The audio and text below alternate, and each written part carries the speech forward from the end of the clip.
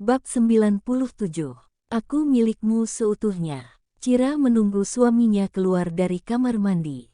Ia sudah mengenakan pakaian biasa. Arun keluar dari kamar mandi dengan mengalungkan handuk di lehernya sembari sesekali mengeringkan rambutnya yang basah. Bisa aku bicara? Bukankah saat ini kau sudah bicara? Kau marah padaku. Bukan marah tapi kesal dengan diriku sendiri. Aku minta maaf soal yang tadi. Tidak seharusnya aku marah seperti itu. Apalagi sampai menyinggung soal Kanika sahabatmu. It's okay. Arun mengambil kaos dan mengenakannya. Ia kemudian menyisir rambutnya. Dan satu lagi. Apa? Soal pakaian yang aku kenakan waktu ke pantai.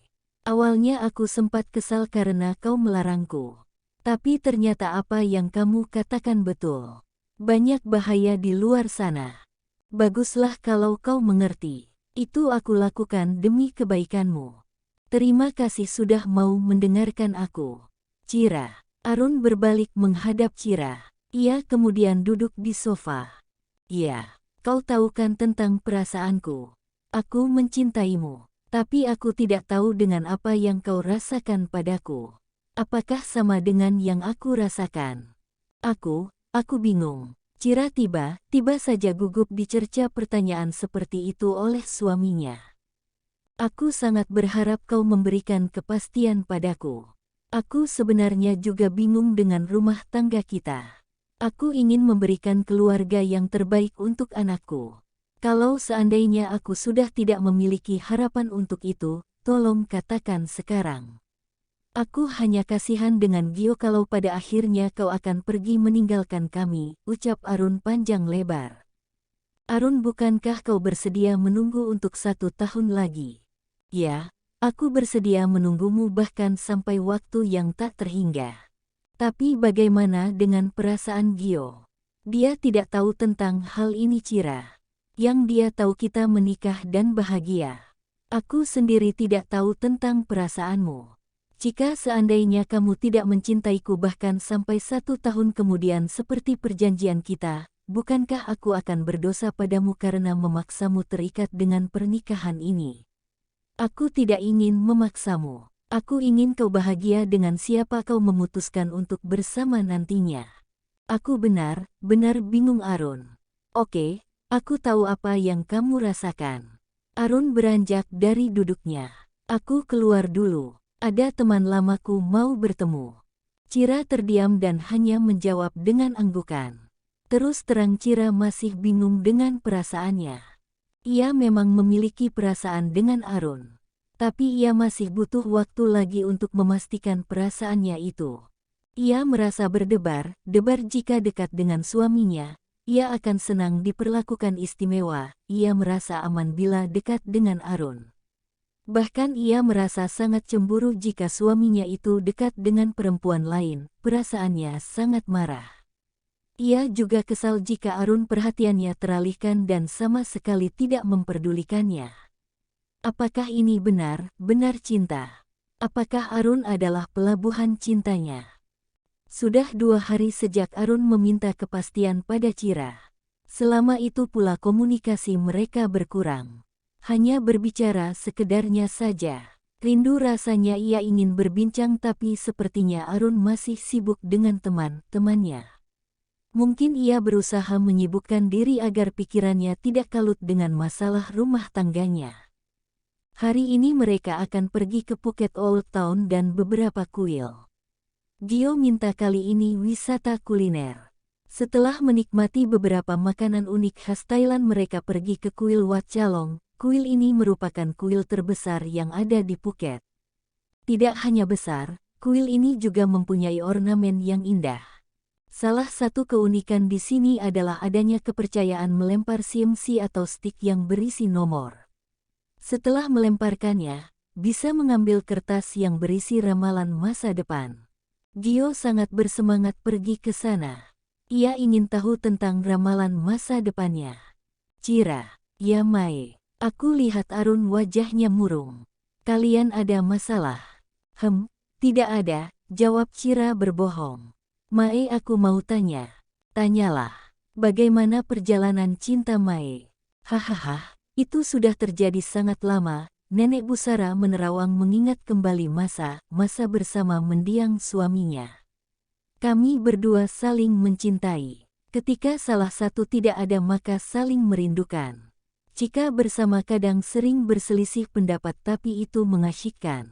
Saling cemburu dan bahkan sampai suamiku meninggal aku selalu berdebar jika di dekatnya, kenang Nenek Busara. Nenek Busara memandang Cira. Cinta dalam pernikahan bukan hanya sebatas perasaan, Cira. Buatlah rasa cinta yang memiliki visi dan misi bersama, yang kelak akan melahirkan komitmen yang kuat bagi sebuah hubungan. Jagalah cinta itu dengan komitmen. Dan bersyukurlah kepada Tuhan atas kehadiran cinta yang telah Tuhan anugerahi kepadamu. Hargailah orang yang telah mencintaimu.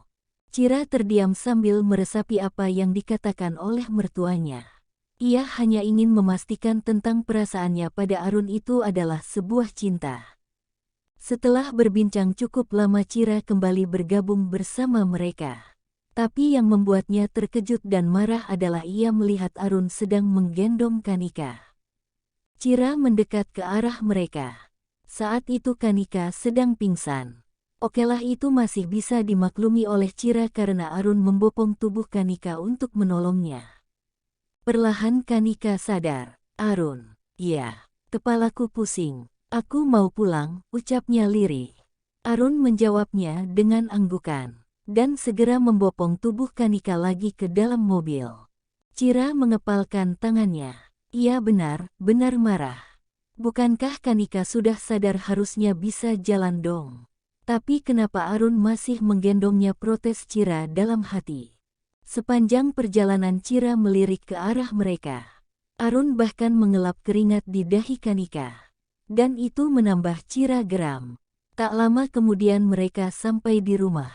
Arun menuntun Kanika masuk ke dalam kamar. Cira memutuskan untuk tidak masuk ke dalam rumah. Ia ingin jalan di sekitar taman. Ia naik ayunan sambil sesekali berayun kecil untuk menghilangkan rasa marahnya. Dan kebetulan hari sudah sore. Mae, Gio, kemari, ayo main ayunan bersamaku. Gio mendekat. Ia mendorong Cira hingga tubuh Cira terayun ke depan dan ke belakang. Gio memulai obrolan dengan Cira. Mae, ya Gio. Mae, marah dengan Po. Tidak, Cira gugup karena Gio tahu isi hatinya. Apa wajahku kelihatan, ya pikir Cira.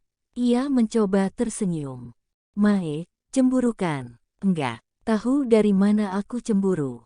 Dari sorot mata Mae. Yah, Cira tidak bisa membohongi anak kecil yang polos.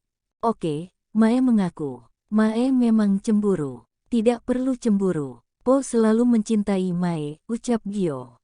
Benarkah? Tahu dari mana? Po selalu memperhatikan Mae, tapi Mae yang terkadang cuek dan tidak tahu, jawab Gio.